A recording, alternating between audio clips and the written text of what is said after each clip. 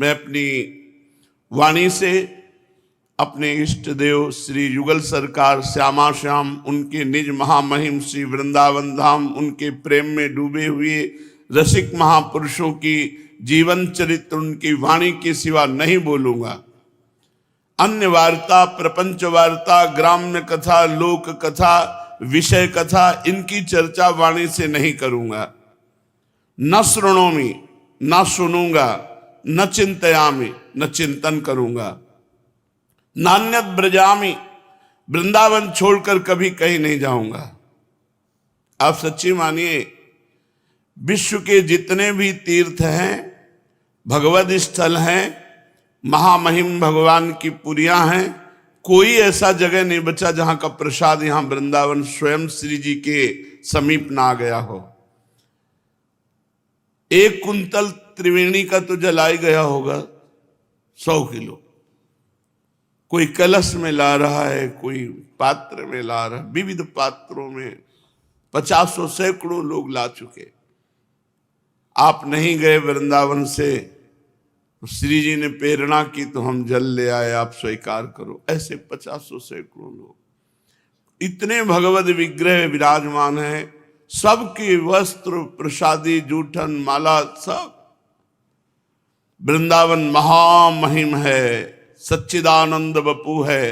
यदि ये दृढ़ निष्ठा कर ली कि नान्यत ब्रजामि, प्राण तजो बन ना तजो, कहो बात को लाख बात कहो, अब हमारे दिमाग में नहीं चढ़ेगी, एक ही बात रहेगी, वृंदावन तज अनत न जाऊं। वृंदावन छोड़कर एक कदम भी बाहर नहीं जा सकते, ना हमारे इष्ट और ना इष्ट के आराधक रसिक जन। ना लोक की चाह है, ना परलोक की चाह है, न वैकुंठ की चाह है, न मोक्ष की चाह है। क्यों जाएंगे? अनन्य जन क्यों जाएंगे? स्वर्ग नरक अपवर्ग आस नहीं त्रास है, जहां राखो ता रहो मान सुख राशि है। न स्वर्ग की चाह है, न मोक्ष की चाह है, न नरक का भय है। अब लाडली लाल के पूर्ण अनन्य होकर ये निष्ठा कर ले, नान्यत ब्रजामि, मैं वृंदावन से एक कदम भी बाहर नहीं जाऊंगा। न भजामि, ना किसी और का भजन करूंगा। ना चाश्रयामि, ना और किसी का आश्रय लूंगा। पश्यामि जागृति तथा स्वप्नेपि, मैं देखूंगा जागृत में भी तो प्रिया लाल के रूप को, और स्वप्न में भी तो प्रिया लाल के रूप को। जब आप अन्य बोलेंगे नहीं, अन्य सुनेंगे नहीं, अन्य चिंतन नहीं करेंगे, अन्य जगह जाएंगे नहीं, अन्य भजन नहीं करेंगे, अन्य का आश्रय नहीं लेंगे, तो स्थिति तो ये आ ही जाएगी। जागृत स्वप्न सुषुप्ति स्फुरत में राधा पदाब्ज छटा, वैकुंठे नरके अथवा मम गतिर्नान्यास्तु राधाम बिना। पश्यामि जागृति तथा स्वप्ने नान्यत श्री राधिका। जागृत में तो श्री किशोरी जी के रूप का चिंतन करते हुए अपनी स्वामिनी की ठसक में जब शयन किया, तो स्वप्न में भी बड़े मंगलमय स्वप्न आते हैं। प्रियालाल के निज जनों की दिव्य घाटियां, दिव्य कुंज भवन, ऐसे दर्शन होते हैं जो रात दिन अनन्य भाव से श्री युगल सरकार का और उनके धाम का चिंतन करता है।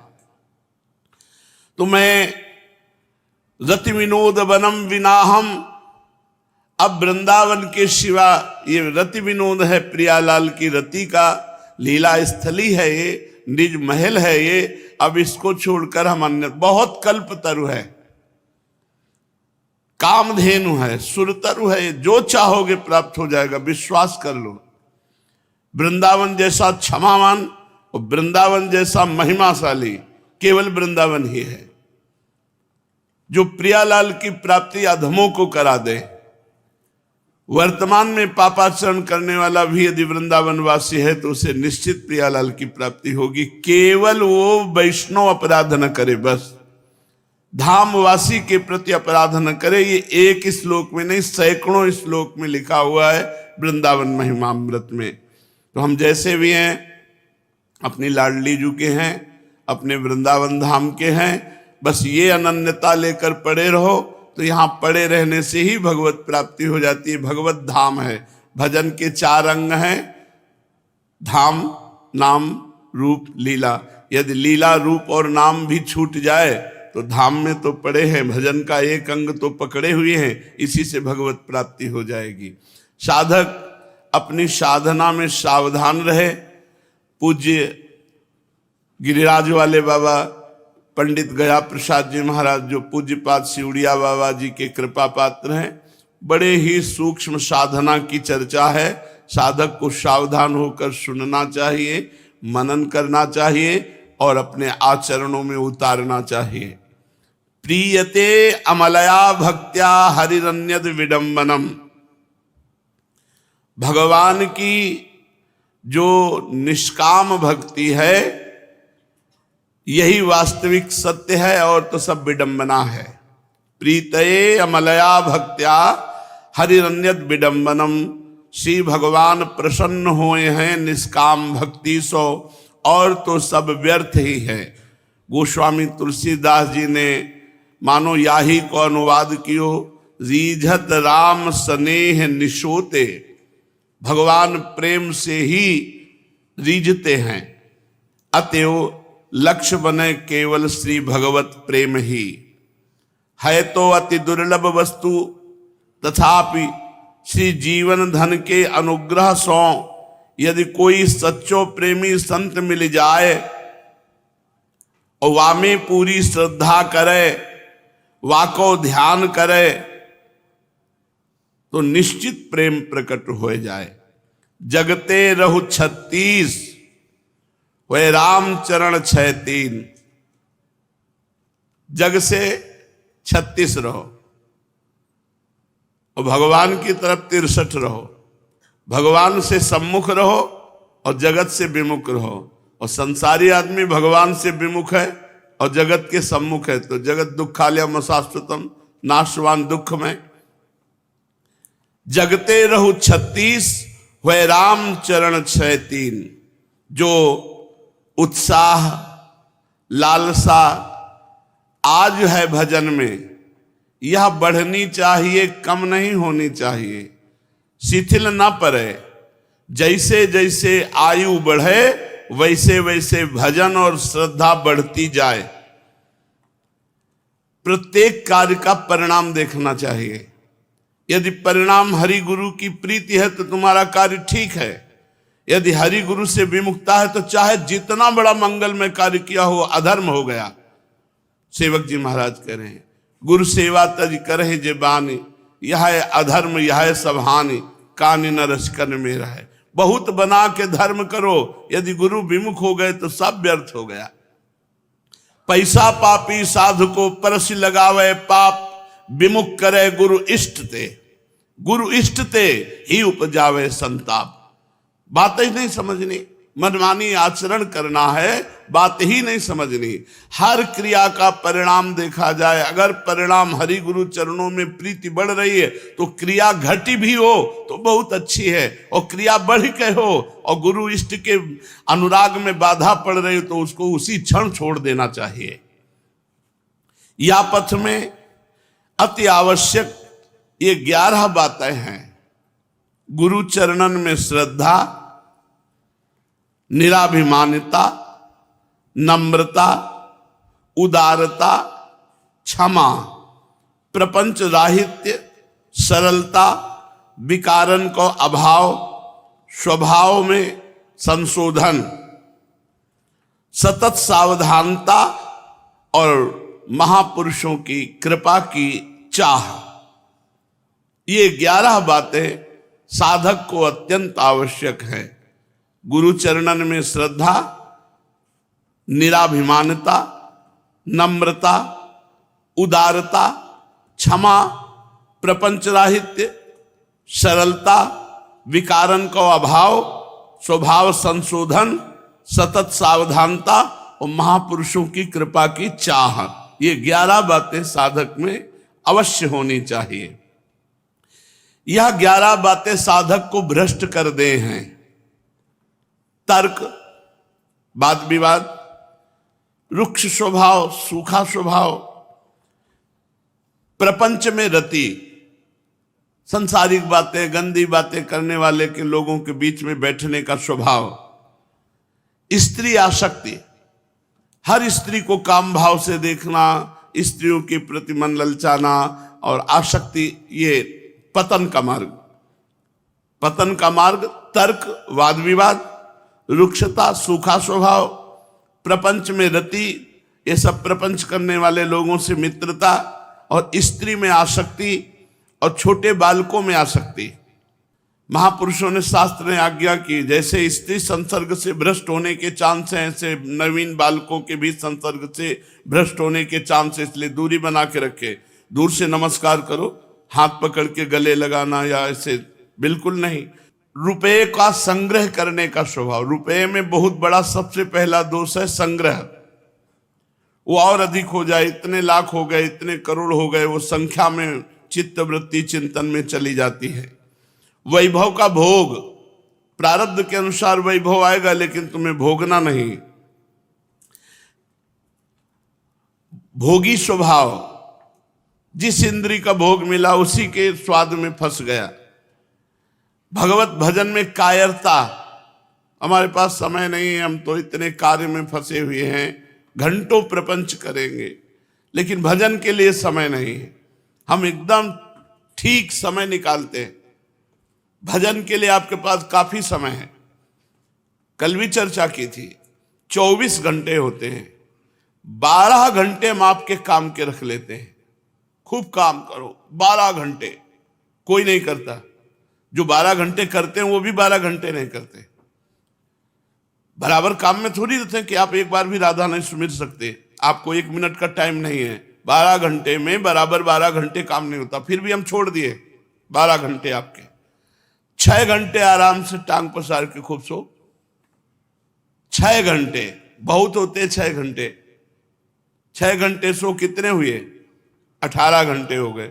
2 घंटे भोजन के ले लो, कितने हुए? 20 घंटे हो गए।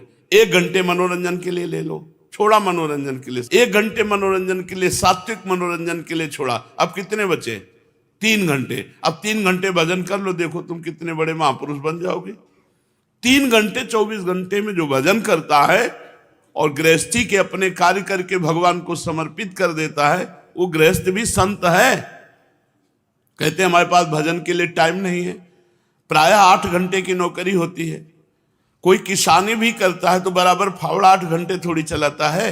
ये सब प्रमादी लोग हैं जो कहते हैं हमारे पास भजन के लिए समय। हमने मनोरंजन के लिए भी समय छोड़ा, 1 घंटा। 2 घंटा भोजन के लिए छोड़ा, 6 घंटे शयन के लिए छोड़े, 12 घंटे तुम्हारे काम के लिए छोड़े। अब भजन के लिए टाइम नहीं, कहे भजन के लिए टाइम नहीं। दिन भर प्रपंच करते घूमेंगे, भजन के लिए टाइम नहीं। तो ये कायरता है। भजन में उत्साहहीनता, अकर्मण्यता, स्वभाव में चंचलता, ये 11 दोष जिनके अंदर वो भ्रष्ट हो जाता है। तर्क, रुक्षता, प्रपंचरति, स्त्री में आसक्ति, बालक आदि के साथ आसक्ति, द्रव्य, रुपया, वैभव, भोग, कायरता, उत्साहहीनता, अकर्मण्यता, स्वभाव में चंचलता, ये 11 बातें साधक को भ्रष्ट कर देती हैं। इनकी कृपा को चिंतन करो हर समय, अपने साधन को चिंतन करो हर समय, इष्ट देव को चिंतन करो। अगर दोष देखने हैं तो अपनी रहनी की जांच करो कि तुम्हारे में कौन कौन से दोष हैं। किसी अन्य साधक की रहनी की तरफ मत देखो, अपनी रहने की तरफ देखो। बुरा जो देखन मैं चला, बुरा न मिलिया कोई, जो दिल खोजूं आपनो तो हमसे बुरा न होए। हम पहले अपनी बुराइयों को खोज खोज करके बाहर करें तो हमें पता चलेगा हमारे अंदर कितनी बुराइयां हैं। चिंतन करना है तो अपनी रहनी को चिंतन करो, अपने स्वभाव को चिंतन करो, सतत चिंतन परायण रहो अपने इष्ट देव में। हमारे पास समय ही नहीं अन्य चिंतन, अन्य वार्ता, अन्य क्रिया। साधक को जीवन में सादगी भरो जीवन रहना चाहिए। अब साधक हो, विरक्त हो, हाथ में कंगन और जंजीर और तेल, सुगंधित द्रव्य, सब ये सब प्रपंच है। भगवत प्रसाद की बात अलग है कि इत्र मिल गया उसको लगा लिया, पान मिल गया वो तो भगवत प्रसाद रूप है। सादगी वस्त्र, नीचे मार्किन, एक अचला ऊपर ओढ़ लिए, सादा जीवन।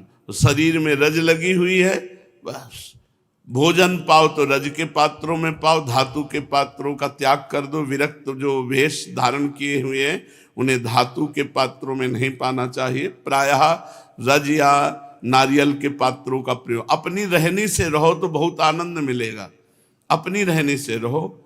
हर समय साधक को अपने इष्ट देव का चिंतन, और ये ध्यान रखे कि हमारे शरीर में किसी भी तरह रजगो गुण बढ़ाने वाले लेप न लगे। साबुन है, ये जो क्रीम आदि हैं, ये सब नहीं। संत बने हो, हमारे लिए क्रीम है वृंदावन की रज। रज लगाओ, नाम जप करो, ब्रह्मचर्य से रहो, बड़े सुंदर लगोगे। ये बाह्य सुंदरता के लिए साधक ना नहीं, आंतरिक सुंदर है तो जगत आकर्षण हो जाएगा।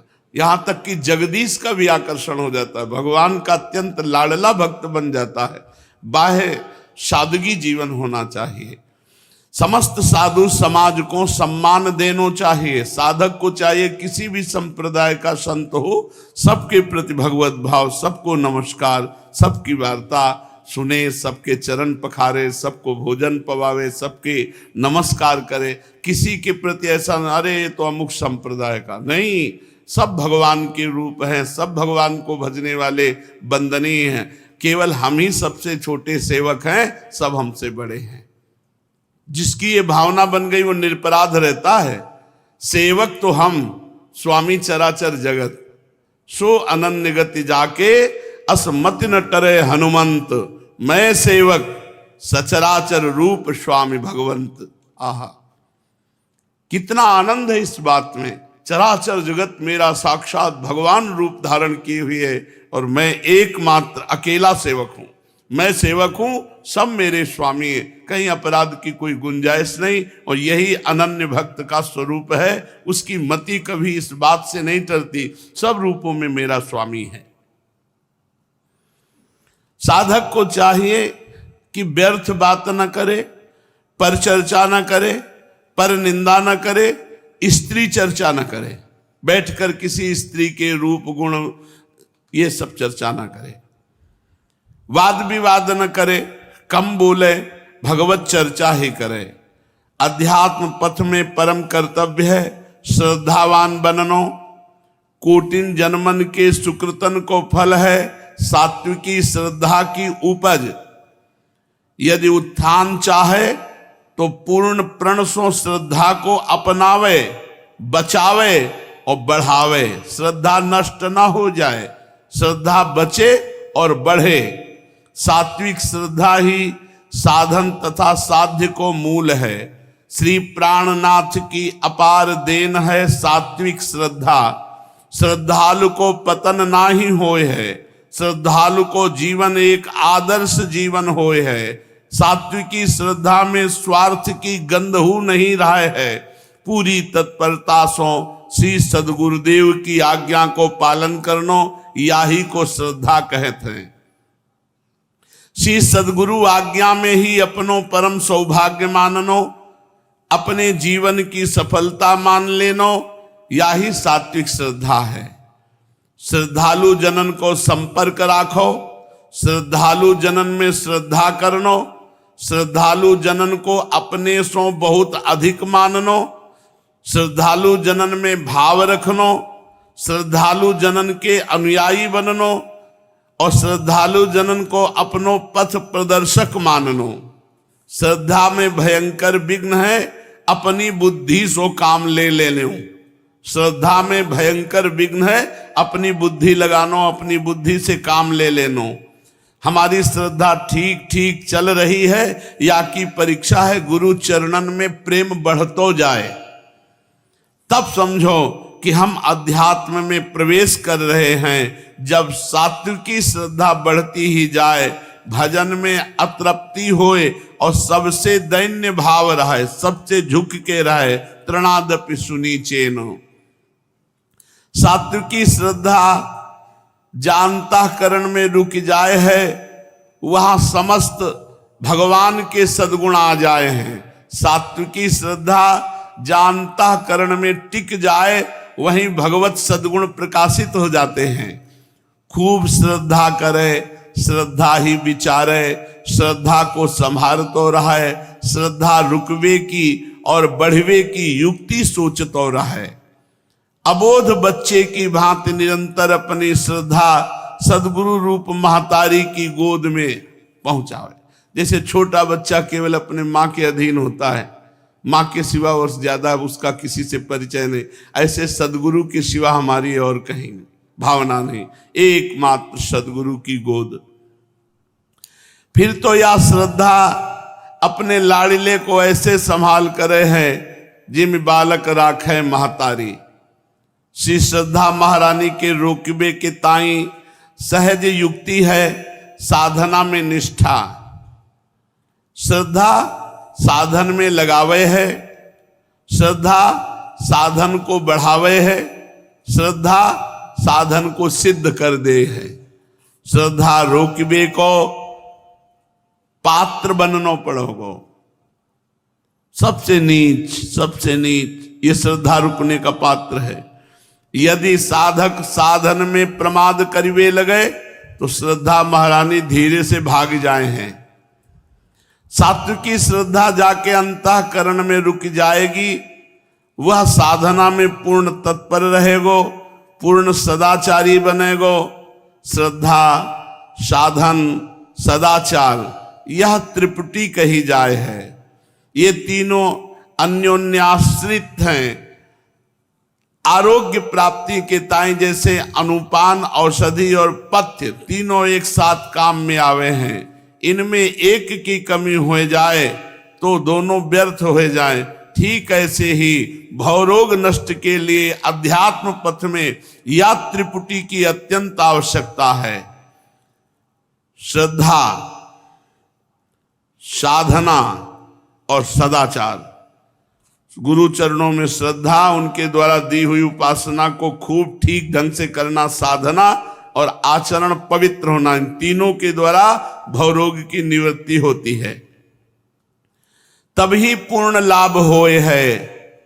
एक ही वाक्य समझ लेना चाहिए कि श्रद्धा, साधना और सदाचार जो तीनों एक साथ लेके चले वही जाके सिद्ध पुरुष होए हैं। श्रद्धा, साधना और सदाचार। सात्विकी श्रद्धा, पूर्ण सदाचार और हृदय में निराभिमानता अर्थात दीनता। भजन करके भगवान से भजन ही मांगनो, कोई संसारी पदार्थ नहीं मांगनो। श्री सद्गुरु जनन की सेवा, दीनन की सहायता, महापुरुषन की कृपा की चाह, समय का सदैव सदुपयोग, सद ग्रंथों का स्वाध्याय और संतों का संग, सत्संग, या से निश्चित भगवत प्राप्ति हो जाए है।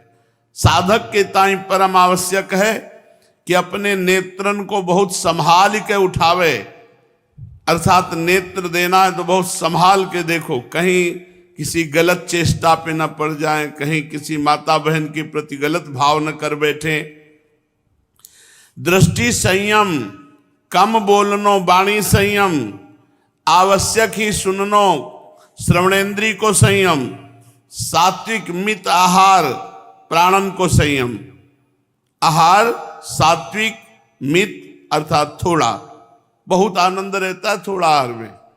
ज्यादा आहार कर लो आंतों में बोझा बना रहता है, भजन की रुचि नहीं रहती।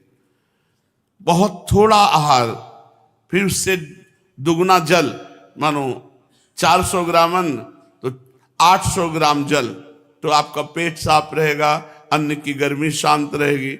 अब जगह नहीं रह गई है अन्न से, तो पानी कहाँ से? अगर पानी पीने की इच्छा भी करें तो वो पूरा ठसाठस भरा है। अब बोले कब्ज हो गई, अब कब्ज ना हो, दबा दबा के आंतों में ठास ठास के अन्न भर लोगे तो कब्ज नहीं होगी। उचित भोजन करो और उचित जल। वैसे पेट है, इसमें अन्न, जल और वायु तीनों से प्राणों का पोषण होता है। तो अन्न 1 भाग कर लो, 2 भाग जल और 1 भाग वायु। 1 भाग वायु के लिए खाली रहना चाहिए। जल पीने के बाद भी पेट में जगह रहनी चाहिए। तो आहार सात्विक हो, आहार मित हो, थोड़ा हो, जो सहज में पच जाए। और विचारों का संयम। संकल्प विकल्प हो रहे हैं, कल्पनाएं हो रही हैं, आप सावधान नहीं, कितने मिनट निकल गए व्यर्थ का चिंतन करते, नाम छूट गया, ऐसा नहीं होना चाहिए। समय को सदुपयोग करो भगवत चिंतन में। स्वभाव में गंभीरता लाओ, कोई अपराध तुमसे करे तो क्षमा कर दो, सरल व्यवहार रखो, उदार वृत्ति रखो और सहिष्णुता हो। विरक्त स्त्री जाति मात्र सो अपनो संबंध ना रखें, कोई संबंध नहीं, किसी भी तरह का संबंध स्त्रियों से विरक्त को नहीं रखना चाहिए। गृहस्थ होए तो परिस्त्री मात्र सो कैसे हूं संपर्क न रखें, इंद्रियां बड़ी चंचल हैं, धोखा दे सकती हैं। बलवान इंद्रिय ग्रामो विद्वानमपि कर्षति। बार बार स्मरण करें जो महापुरुषन ने अपने जनन को शिक्षा दी है, वाको स्मरण करें। समर्थ गुरु रामदास, महाप्रभु चैतन्य देव, महाप्रभु हरिवंश चंद्र जी, स्वामी जी महाराज, बड़े बड़े महापुरुषन ने जो शिक्षा प्रद उपदेश दिए हैं उनको पढ़ना चाहिए, उनको सुनना चाहिए, उनका मनन करना चाहिए। श्री भागवत जी की आज्ञा है कि विरक्त साधक पर स्त्री को अपनी मृत्यु ही देखे, पर स्त्री की तरफ देखे कि ये मृत्यु है हमारी, अगर हमने गलत ढंग से देखा, गलत भाव किए तो हमारा नाश हो जाएगा। महाबलवान विद्वान रावण, महाबलवान कीचक, बड़े बड़े जो प्रभावशाली थे वो मारे गए। जो भागवत में लिखा है कि स्त्री साक्षात मृत्यु है, अगर तुम हर स्त्री को काम भाव से देख रहे तुम्हारा नाश निश्चित है। उदाहरण में दे रहे कि बड़ा विद्वान, बड़ा बलवान रावण मारा गया, बड़ा बलवान कीचक मारा गया। साधना को अभिमान न कर बैठे, संतन की जीवनी पढ़े आते अभिमान नहीं आएगा। कहाँ इतना भजन करने वाले ऐसे विरक्त महापुरुष हो, अपने लोग कहाँ। ऊंचे महापुरुषन को देखे तो अभिमान नहीं आएगा, नीचे न देखे जो बिल्कुल भजन नहीं करते तो अपने को अभिमान आ जाएगा, इनसे हम ठीक है। नहीं, उनको देखो जो रात दिन भजन करते हैं, अभी तुम ठीक नहीं हो, वहां पहुंचना है। अपनी साधना को अभिमान न करी बैठे, संतन की जीवनी अवश्य पढ़े, अपने स्वभाव को सुधारतो ही रहे, अपने दुर्गुणन के हटावे में विलंब न करे। पूज्य बाबा की इन बातों का मनन करे और अपनी आचरण में उतारे। श्रीमद् भागवत महापुराण। भगवान सच्चिदानंद श्री कृष्णचंद्र जी उद्धव जी को गुण दोष का उपदेश कर रहे हैं। कहीं कहीं शास्त्र विधि से गुण दोष होता है और दोष गुण हो जाता है। जैसे ब्राह्मण के लिए संध्या वंदन गायत्री जप आदि गुण है, पर वही चतुर्वर्ण के लिए दोष है। जैसे दूध आदि का व्यापार वैश्य के लिए गुण है, परंतु ब्राह्मण के लिए अत्यंत निषिद्ध है। दूध बेचना अत्यंत निषिद्ध है। एक ही वस्तु के विषय में किसी के लिए गुण और किसी के लिए दोष का विधान किया गया है। गुण और दोषों की वास्तविकता का खंडन कर देता है। इससे निश्चय होता है कि गुण दोष का ये भेद कल्पित है। जो लोग पतित हैं वे पतितों का सा आचरण करते हैं, उन्हें क्या पाप लगे। जो गिरा पड़ा है वो क्या गिरेगा, जबकि श्रेष्ठ पुरुषों के लिए वह सर्वथा त्याज्य होता है। जैसे गृहस्थों के लिए स्वाभाविक होने के कारण अपनी पत्नी का संग करना पाप नहीं है, परंतु सन्यासी के लिए घोर पाप है। उद्धव जी, बात तो यह है कि जो नीचे सोया हुआ है वो गिरेगा कहाँ। वैसे ही जो पहले से पापी और पतित है, अब उसका क्या पतन होगा। जिन जिन दोषों और गुणों से मनुष्यों का चित्त उपरत हो जाता है, उन्हीं वस्तुओं के बंधन से वह मुक्त हो जाता है। मनुष्य के लिए यह निवृत्ति रूप धर्म ही परम कल्याण का साधन है, क्योंकि यही शोक मोह और भय को मिटाने वाला है। उद्धव जी, विषयों में कहीं भी गुणों का आरोप करने से उस वस्तु के प्रति आसक्ति हो जाती है। आसक्ति होने से उसे अपने पास रखने की कामना हो जाती है, और इस कामना की पूर्ति में किसी प्रकार बाधा पड़ने पर लोगों में परस्पर कलह होने लगता है। कलह से असह्य क्रोध की उत्पत्ति होती है, और क्रोध के समय अपने हित अहित का बोध नहीं रहता, अज्ञान छा जाता है।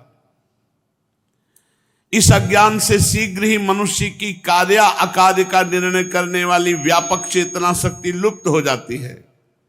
हे साधो, चेतना शक्ति अर्थात स्मृति के लुप्त हो जाने पर मनुष्य में मनुष्यता नहीं रह जाती, पशुता आ जाती है, और वह शून्य के समान अस्तित्वहीन हो जाता है। अब उसकी अवस्था वैसी ही हो जाती है जैसे कोई मूर्छित या मुर्दा हो। ऐसी स्थिति में ना तो उसका स्वार्थ बनता है और न परमार्थ। इसलिए क्रोध को रोकना चाहिए। जहां कलह हुआ, क्रोध हुआ, लड़ाई झगड़ा हुआ, स्मृति नष्ट हुई, बुद्धि भ्रष्ट हुई, पशुता आई, ऐसे ऐसे आचरण हो जाते हैं, जेल भरी है इसी से। इसलिए स्वार्थ या परमार्थ की पूर्ति के लिए क्रोध को सहना चाहिए, क्रोध करना नहीं चाहिए। सहन करने से नष्ट हो जाता है। विषयों का चिंतन करते करते मन विषय रूप हो जाता है। जीवन वृक्ष के समान जड़ हो जाता है। उसके शरीर में उसी प्रकार व्यर्थ श्वास चलती रहती जैसे लोहार की धोकनी की दशा। लोहार की धोकनी में हवा आती जाती रहती है व्यर्थ। ऐसे यहां श्वास आ जा रही, यदि नाम नहीं चल रहा, भजन नहीं हो रहा, भगवान का चिंतन नहीं हो रहा, विषय चिंतन करते करते मन विषय रूप हो जाता है। उसे ना अपना ज्ञान रहता है, न दूसरों का ज्ञान रहता है, सर्वथा आत्मवंचित हो जाता है। उद्धव जी, इस स्वर्गादि रूप फल का वर्णन करने वाली श्रुति मनुष्यों के लिए उन लोगों को परम पुरुषार्थ नहीं बतलाती, परंतु बहिर्मुख पुरुषों के लिए अंतःकरण की शुद्धि के द्वारा परम कल्याण में मोक्ष की विवक्षा से ही कर्मों में रुचि उत्पन्न करने के लिए वैसा वर्णन करते हैं।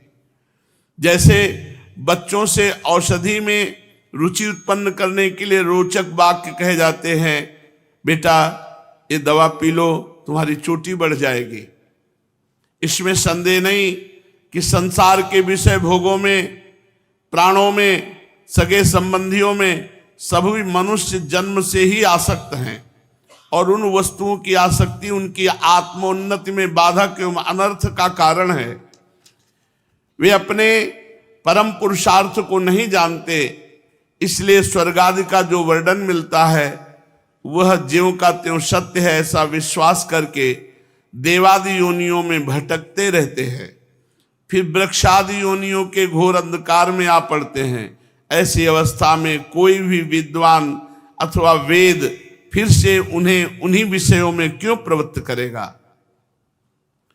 दुर्बुद्धि लोग वेदों का यह अभिप्राय ना समझकर कर्मासक्तिवश पुष्पों के समान स्वर्ग आदि लोकों का वर्णन देखते हैं और उन्हीं को परम फल मानकर भटक जाते हैं, परंतु वेद वेदता लोग श्रुतियों का ऐसा तात्पर्य नहीं बतलाते। विषय वासनाओं में फंसे हुए दीनहीन लोभी पुरुष रंग बिरंगे पुष्पों के समान स्वर्ग आदि लोकों को ही सब कुछ समझ बैठते हैं। अग्नि के द्वारा सिद्ध होने वाले यज्ञ याग आदि कर्मों में ही मुग्ध हो जाते हैं और उन्हें अंत में देवलोक पितृलोक आदि की ही प्राप्ति होती है। दूसरी ओर भटक जाने के कारण उन्हें अपने निज धाम आत्मपद का पता नहीं लगता। प्यारे उद्धव, उनके पास साधना है तो केवल कर्म की, और उसका कोई फल है तो इंद्रियों की तृप्ति स्वर्ग आदि। उनकी आंखें धुंधली हो गई हैं, इसी से वे यह बात नहीं जानते कि जिससे इस जगत की उत्पत्ति हुई है, जो स्वयं इस जगत के रूप में है, वह परमात्मा में उनके हृदय में ही हूं। यदि हिंसा और उसके फल मांस भक्षण में राग ही हो, उसका त्याग न किया जा सकता हो तो यज्ञ ही करे। ये परिसंख्या विधि है, स्वाभाविक प्रवृत्ति का संकोच है, संध्या वंदन आदि के समान अपूर्व विधि नहीं है। इसी प्रकार मेरे परोक्ष अभिप्राय को न जानकर विषय लोलुप पुरुष हिंसा का खिलवाड़ करते हैं और दुष्टतावश अपनी इंद्रियों को तृप्ति करने के लिए वध किए हुए पशुओं के मांस से यज्ञ करके देवता पितर तथा भूतपतियों का यजन का ढोंग करते हैं। उद्धव जी, स्वर्ग आदि परलोक ये स्वप्न के दृश्यों के समान है, वास्तव में ये असत हैं, केवल उनकी बातें सुनने में बहुत मीठी लगती हैं। सकाम पुरुष वहां के भोगों के लिए मन ही मन अनेकों प्रकार के संकल्प कर लेते हैं और जैसे व्यापारी अधिक लाभ की आशा से मूलधन को भी खो बैठता है, वैसे ही वे सकाम यज्ञों द्वारा अपने धन का नाश करते हैं। वे स्वयं रजोगुण सतोगुण या तमोगुण में स्थित रहते हैं। रजोगुणी सत्वगुणी और तमोगुणी इंद्रादि देवताओं की उपासना करते हैं। वे उन्हीं सामग्रियों से उतने ही परिश्रम से मेरी पूजा नहीं करते।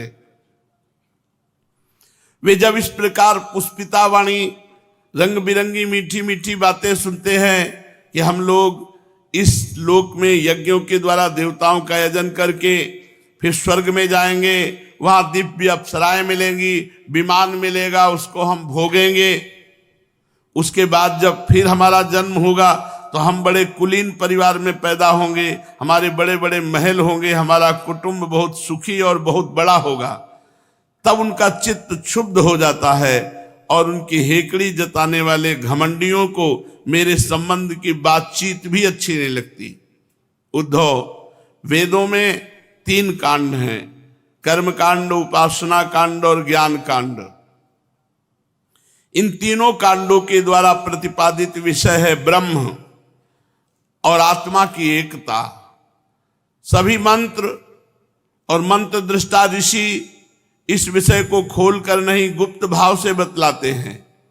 मुझे इस बात को गुप्त रूप से कहना ही अभीष्ट है, क्योंकि सब लोग इसके अधिकारी नहीं हैं। अंतःकरण शुद्ध होने पर ही ये बात समझ में आती है। वेदों का नाम है शब्द ब्रह्म, वे मेरी मूर्ति हैं, इसी से उनका रहस्य समझना अत्यंत कठिन है। वह शब्द ब्रह्म परापश्यंती और मध्यमा वाणी के रूप में प्राण, मन और इंद्रियमय है। समुद्र के समान सीमा रहित और गहरा है शब्द ब्रह्म वेद। वेद की था लगाना अत्यंत कठिन है, इसी से जैमिनी आदि बड़े बड़े विद्वान भी उसके तात्पर्य का ठीक ठीक निर्णय नहीं कर पाते। उद्धव जी, मैं अनंत शक्ति संपन्न एवं स्वयं अनंत ब्रह्म हूं। मैंने ही वेदवाणी का विस्तार किया है।